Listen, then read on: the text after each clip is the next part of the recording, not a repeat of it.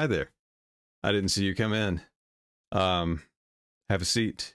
It's very unusual. You came in between the desk and the wall. Very ninja-like. But hey, it's Christmas. Let's talk about Christmas movies. How about a Christmas movie? A Christmas movie about family and the holidays and just, being together. We talked about all kinds of stuff, like what makes a good holiday movie. I know. Yippee-ki-yay, motherfucker!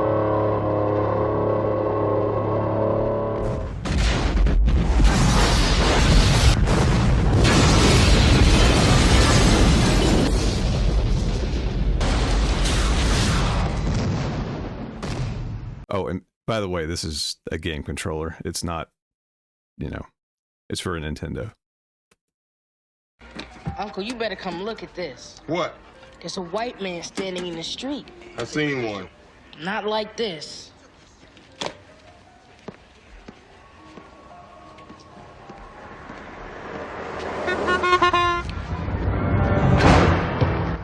Dial 911. Tell the police to get up here quick. Somebody's about to get killed.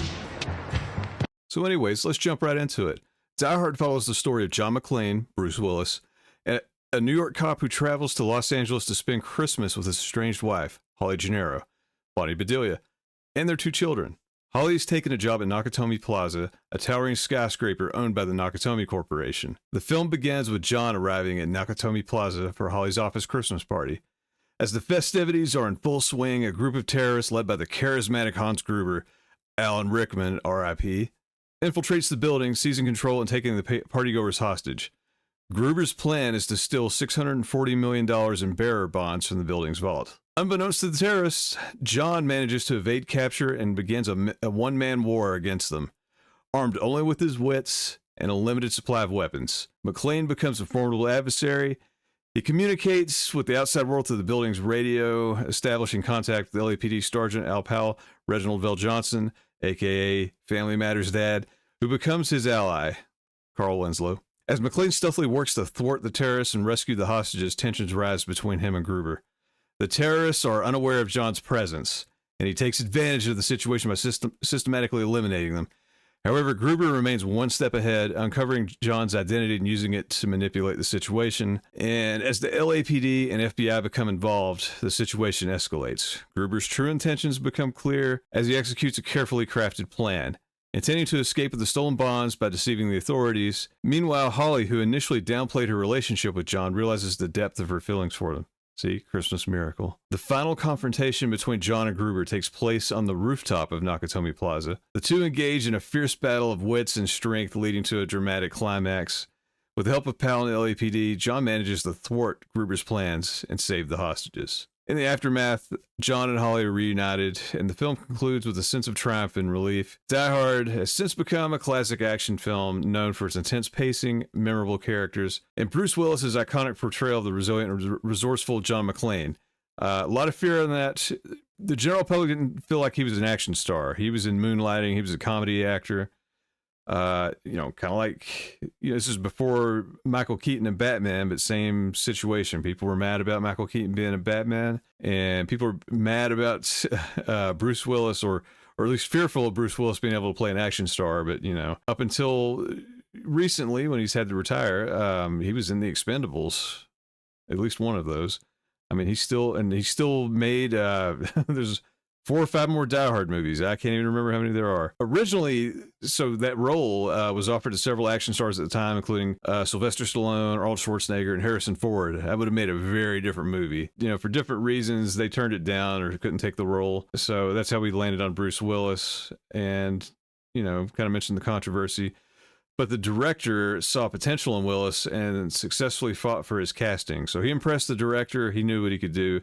And that was awesome. Along with that controversy, I mentioned Alan Rickman. This was Alan Rickman's first film role. This is his first movie. Although he was a classically trained stage actor, they chose him as the film's villain, Hans Gruber.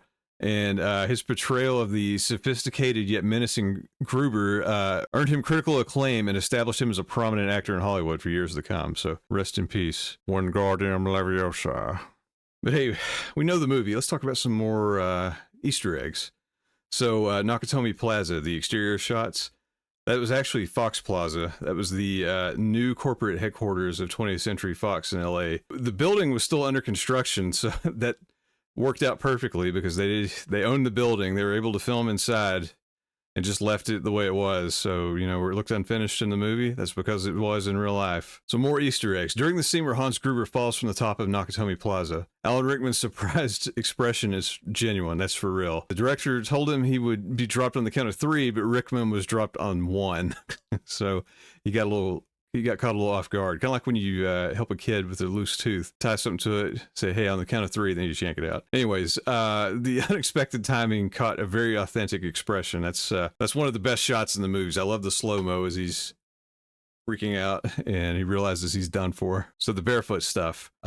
Bruce Willis spends a significant portion of the film barefoot after McClane is forced to remove his shoes to escape the terrorists. To make the scenes more authentic, Willis actually performed most of his stunts without shoes. And this included running over the broken glass, which actually hurt him for real. That actually messed him up for a bit. So related to the Easter eggs, one of the most memorable lines in Die Hard is his catchphrase, "Yippee-ki-yay, MFer," and that was ad-lib during shooting. So Bruce Willis came up with that on, you know, they made the cowboy comment and he's just like, haha, and said that, and it, you know, everybody loved it. It stuck, and it's like a catchphrase in every movie now. I do like the PG-13 ones though, because they can't say bad words, so they usually something muffles that part, and that's the best Christmas movie, right? I guess a lot of people argue over it. I mean, it's silly. It takes place on Christmas. You know, it's not a traditional Christmas movie. You can have your... everybody's got different opinions. That's cool. You can watch it if you want to. Don't watch it if you don't. But it takes place on Christmas. There's Christmas decorations in the office. There's Christmas music. So what makes a better Christmas movie than themes of redemption and reconciliation? So that's, that's Christmas stuff. And, John McClane, he's attempting to reconcile with his wife. It seems very important to do that over the holiday season. So, in the end, they get back together. Plenty of holiday elements. It's got festive decorations in the plaza. Lots of Christmas music. They reference holiday traditions. And, it's sometimes played as humor in the scenes, but hey, it's there. Hey, not just a Christmas movie, it's a family movie. It features a storyline centered around John McClane's efforts to reunite with his family during a crisis, puts an emphasis on family dynamics. So, win-win. Whether you find it a Christmas movie or not, it's an awesome movie. So, watch it. Watch it during Christmas. Watch it during not Christmas. Just watch it. Anyways, we'll talk about more movies sometime soon. Thanks for sitting and listening to me. Have a happy holidays.